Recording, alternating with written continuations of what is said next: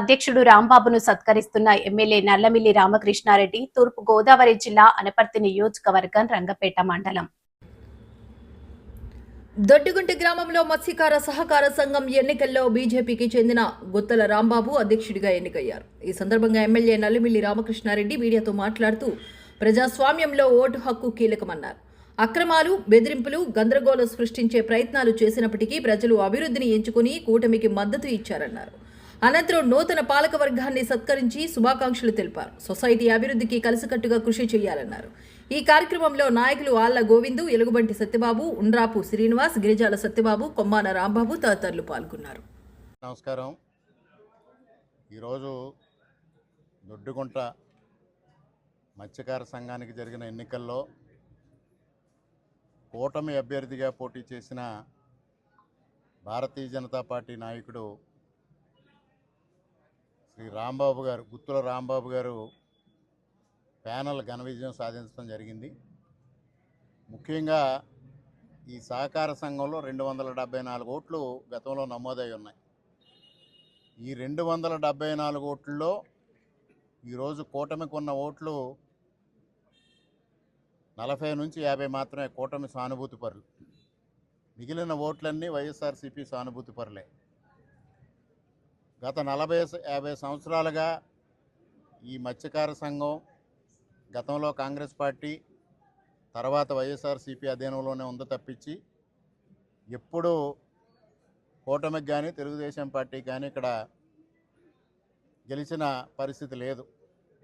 అటువంటిది ఈరోజు లేని విషయాన్ని పెద్దదిగా చేసి చూపించి ఇక్కడ ఓటర్లను కిడ్నాప్ చేయడం ద్వారా అక్రమాలకు పాల్పడడం, దాన్ని పక్కదారి పట్టించడం కోసం పోలీసులపైన తిరగబడడం, అధికారులను బెదిరించడం, ప్రజలను బెదిరించడం, ఓటర్లను బెదిరించడం, ఇటువంటి అక్రమాలకు అన్నిటికీ తెరతీసిన వైఎస్ఆర్సీపీ నాయకులు ఇవాళ ప్రజాస్వామ్యయుతంగా ఎన్నికలు జరిగితే ప్రజాస్వామ్యం కూని అయిందని మాట్లాడుతూ ఉన్నారు.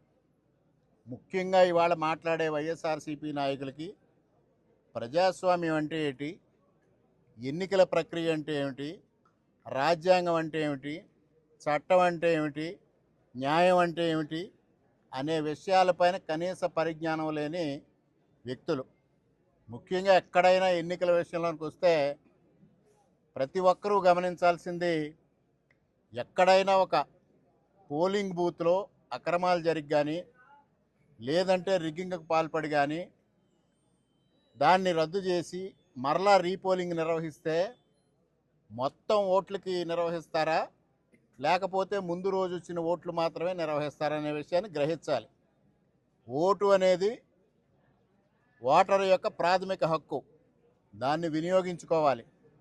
అది రాజ్యాంగం చెబుతూ ఉంది, ప్రజాస్వామ్యం చెబుతూ ఉంది. వీరు ఒక వితండవాదన ఓడిపోతున్నామని తెలిసిన తర్వాత ఒక వితండవాదాన్ని తెర మీదకి తీసుకొచ్చారు. గతంలో 212 ఓట్లే పోలయ్యాయి, అంతవరకే పోలింగ్ జరపాలని. మొత్తంగా 274 ఓట్లు ఉన్నప్పుడు ఎన్నికల ప్రక్రియలో 274 మంది ఓటర్లకి అవకాశం కల్పించాలి. అది ప్రాథమిక హక్కు. లేనంటే రాజ్యాంగాన్ని ఉల్లంఘించినట్టే. అందుకోసం అధికారులు ఆ విధంగా కల్పిస్తే ఆడలేక మధ్యలో ఓడన్నట్టు 20 ఓట్ల వ్యత్యాసంతో కూటమి అభ్యర్థి ఘన విజయం సాధించేటప్పటికీ మేము ఎన్నికల ప్రక్రియ నుంచి బయటికి వెళుతున్నామని, బయటికి వెళ్ళిపోయి ఇవాళ ప్రజాస్వామ్యం కూని అయిందని, ఎన్నికల కమిషన్ డౌన్ అని కొంతమంది స్లోగన్స్ ఇచ్చారు. ఇక్కడే వాళ్ళ అజ్ఞానం అర్థమవుతూ ఉంది. ఇది ఎన్నికల కమిషన్కి సంబంధించిన ఎన్నిక కాదు. ఎవరైతే మత్స్యకార సహకార సంఘాలకు కానీ సహకార సంఘాలకు కానీ ఆయా పరిధిలోనే ఎన్నికలు జరుగుతాయి. Fishermen society election, fishermen development authorities ఏవైతే ఉన్నాయో, డిపార్ట్మెంట్ ఏదైతే ఉందో ఫిషరీస్ డిపార్ట్మెంట్ ఆధ్వర్యంలో జరుగుతాయి. పిఏసిఎస్ ఎన్నికలు కోఆపరేటివ్ డిపార్ట్మెంట్ ఆధ్వర్యంలో జరుగుతాయి. పంచాయతీ ఎన్నికలు రాష్ట్ర ఎలక్షన్ కమిషన్ ఆధ్వర్యంలో జరుగుతాయి. పంచాయతీ ఎన్నికలు కానీ స్థానిక సంస్థల ఎన్నికలు కానీ.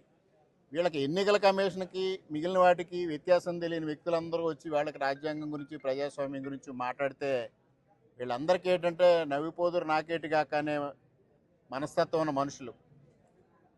ఇవాళ అఖండ విజయం సాధించడం జరిగింది. ఈరోజు ఎన్నిక అయిన తర్వాత ఓటర్లందరూ వారి మనోగతాన్ని చెప్తా ఉన్నారు. మమ్మల్ని తీవ్రమైన ఇబ్బందులకి, మనోవేదనకి, ఆవేదనకి గురి చేయడం జరుగుతూ ఉందని. మార్చి 15వ తారీఖున ఒకసారి ఎన్నికలు జరిగితే ఆ రోజు ఓడిపోతున్నామనే భయంతో ఆ రోజు దీన్ని వాయిదా వేయించారు. గలాటా సృష్టించి మార్చి 5వ తారీఖున జరిగిన ఎన్నికల్లో గలాటా సృష్టించి ఎన్నికలను వాయిదా వేయించుకున్నారు. కానీ ఎప్పటికైనా నిజం నిగ్గు తేలుతుంది. ఈరోజు నిజం నిగ్గు తేలింది, ప్రజాస్వామ్యం గెలిచింది. ఎందువల్ల అంటే కూటమి వేళ అభివృద్ధిని, సంక్షేమాన్ని మేళవించి సుపరిపాలన అందించే దిశగా ముందుకు వెళ్ళడం వలన ఈ ఘన విజయం సాధ్యపడింది. ఇది భవిష్యత్ ఎన్నికలు నాంది అని కూడా ఈ సందర్భంగా తెలియజేసుకుంటూ, మరి కూటమి నాయకులు, ముఖ్యంగా తెలుగుదేశం, జనసేన నాయకులందరూ భారతీయ జనతా పార్టీ అభ్యర్థి కోసం విశేషంగా కృషి చేశారు. గ్రామ స్థాయిలో నాయకులు కానీ, మండల స్థాయిలో నాయకులు కానీ, నియోజకవర్గ స్థాయికి నాయకులు కానీ అందరికీ పేరు పేరున హృదయపూర్వకంగా కృతజ్ఞతలు తెలియజేస్తా ఉన్నా.